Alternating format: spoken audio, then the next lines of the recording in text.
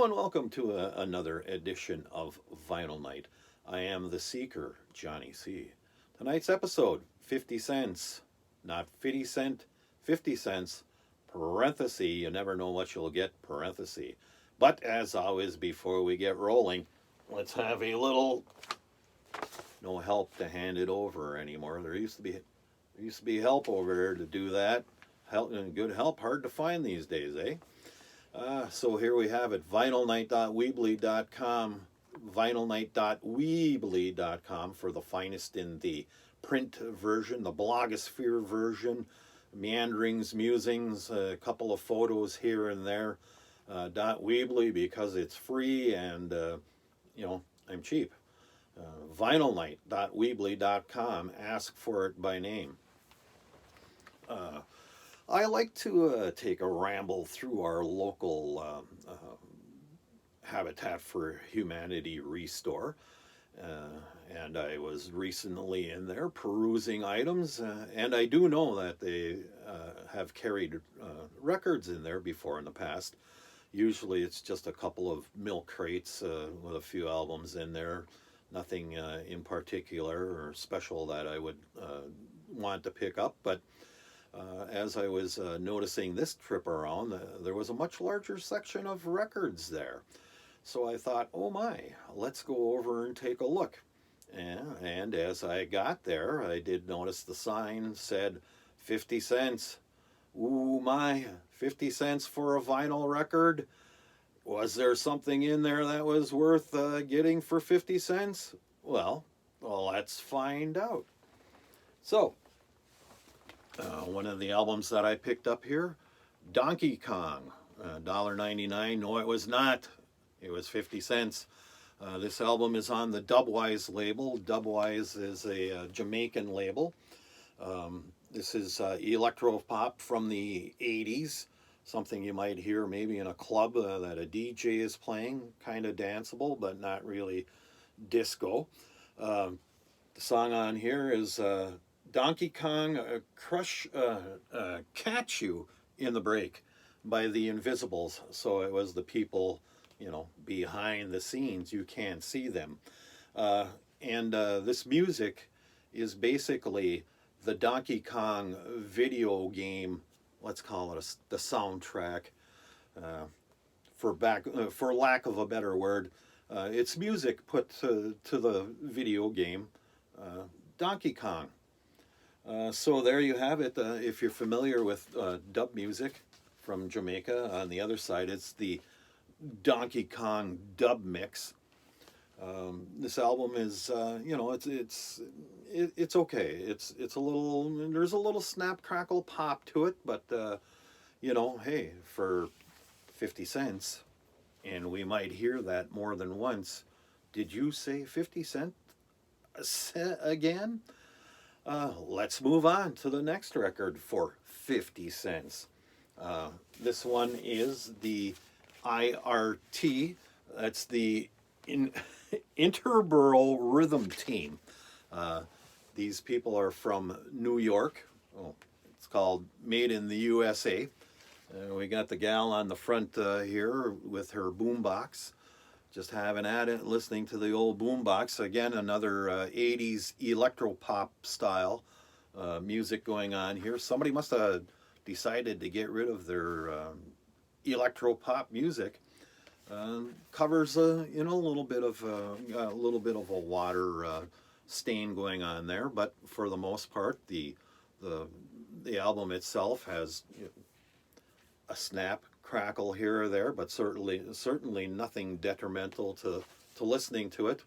A couple of the musicians on here, or credits on here, Man Parrish, Randy Klein. Look those people up, check them out. So this is Made in the USA, the Interborough Rhythm Team. Actually, the music on here, synthesizer, a lot of synthesizer and drum. Once again, something you'd probably hear at a club in New York City. The DJ is spinning this. Not necessarily disco-ish, but it's got that beat going on. This one has a little guitar playing on it, and the keyboard breaks here are pretty nice. Musically, it's a much nicer album to my ears than the Donkey Kong record, but hey, to each their own. I figured, why not? It's there, the right price. The next album that was in the pile there. This is the late great Red Sovine, Phantom 309. This album is a reissue. Red Sovine, a 50s, 60s, 70s country and western recording star, who also was in the subgenre of trucker country. A lot of songs on here had to do with the truck driving man. Phantom 309, of course, the story of a gentleman that gets, he's out hitchhiking and he gets picked up by Big Jim in his rig, and Big Jim lets him off at a certain point, says, I can't go any further than this, and the gentleman ends up in a little diner, a little restaurant, a little cafe where he started telling the story to some of the patrons in there about getting picked up by Big Jim, and they proceed to tell him that, oh my, Big Jim was in a bad accident, trying to save a bunch of kids. He rolled his truck and he died. So there you have it, spooky Phantom 309. Other songs on here, Payload Daddy. Does Steppin' Out Mean Daddy Took a Walk? It's a song from a kid's perspective, asking mommy, hey, does stepping out mean daddy took a walk? How about two-timing? Does that mean that he did it twice, mommy? 10 days out, 10 days in. So there you have it, the late great Red Sovine. This came out in probably 1980, and that was not long after Red Sovine died. I think it was also in that year. So once again, in pretty good shape listening wise. A little snap, crackle, pop here and there, but for the price, it was certainly well worth it. Wait a minute. Whoop, whoop, whoop, whoop, whoop, whoop. Doink, doink. Oh, I can't reach them.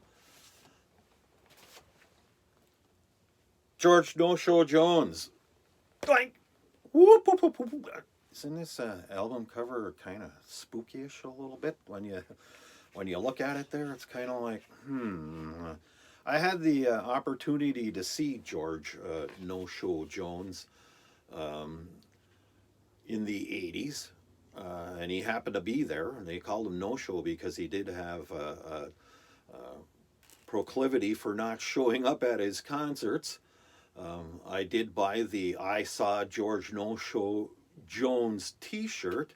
I don't know where that is now. Wish I still had it, but either way, not anymore. But whoop, whoop, whoop, don't. Okay, not a 50-cent record. A little bit off track there, but it was kind of like,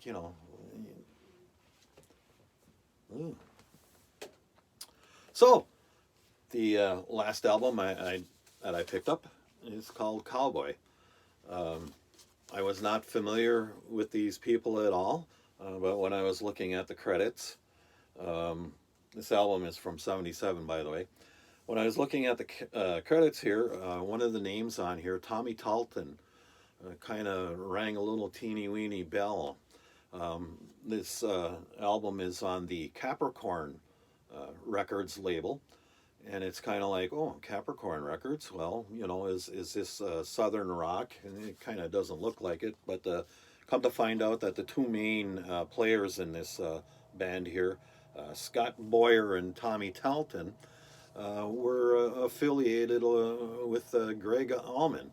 So while the album itself is not necessarily Southern rock, dirty blues boogie like the Allman Brothers. Let's call it Southern rock pop. Harmonies, nice harmonies on it, but once again, a very listenable album. Once again, also in nice shape. So there you have it, Cowboy. So I guess the main gist of it, kids, is that you never know what you're going to find and where you find it. But for 50 cents, I guess, I probably wouldn't buy the Electropop records per se, but for the right price, expand, broaden the horizons a little bit, to add a little something different to the record collection, and there you have it. So, do my finest Festus thing going here. Uh, you never know what you're gonna get. Good night. Good vinyl night.